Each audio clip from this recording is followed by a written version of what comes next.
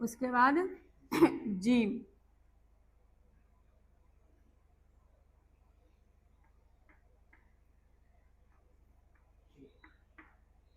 चे, हे,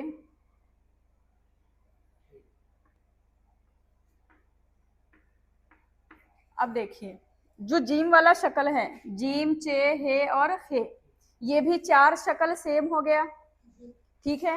बस इसमें क्या फर्क है, नुक्ते का फर्क है। एक चीज और देख लीजिए, अलिफ, बे, पे, ते, टे और से।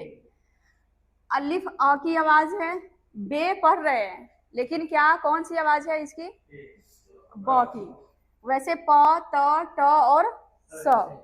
जीम ज की आवाज है, ज की साउंड आ गई, चे, च, हे, ह, खे।